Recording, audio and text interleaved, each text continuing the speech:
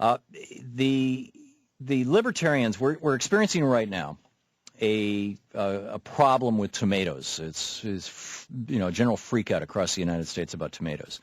Here in the Pacific Northwest, I'm broadcasting from Portland, Oregon.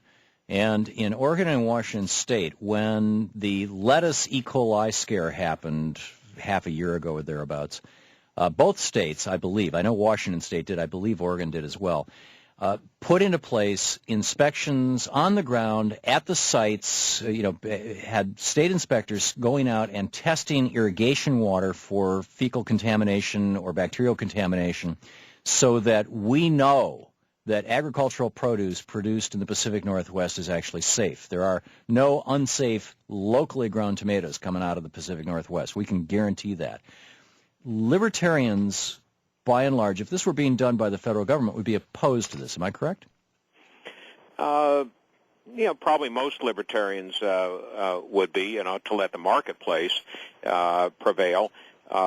Personally, I think there is an appropriate role for government to carry out such inspections because there are some things that it is absolutely impossible, not just unfeasible, but impossible for the consuming public, the average consumer, to determine whether or not something is safe. And by the time the average consumer might be able to determine that, they might be dead.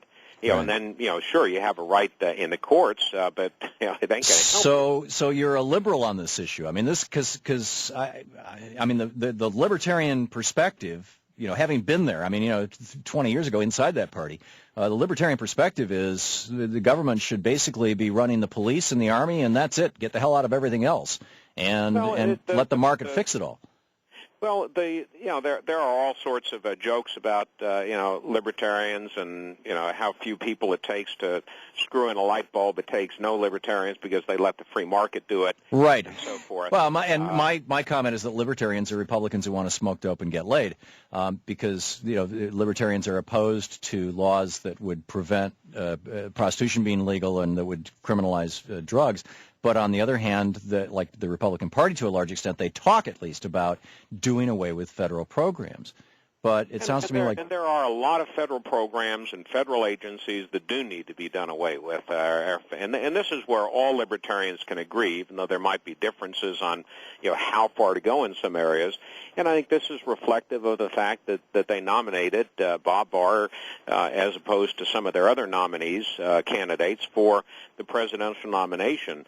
We all agree on the need to dramatically downsize and reduce the scope, the power, the size, and the cost of the federal government. Well, where would you do that? Many of these issues, such as you're talking about proper an inspection of a food crop, for example, can be handled much more appropriately by state and local governments, not by the federal government, for example. So in a lot of areas, the libertarians, what I would try and do as president and begin doing as president is at least start getting a lot of these powers that are exercised terribly inefficiently and way too costly by the federal government back to state and local governments.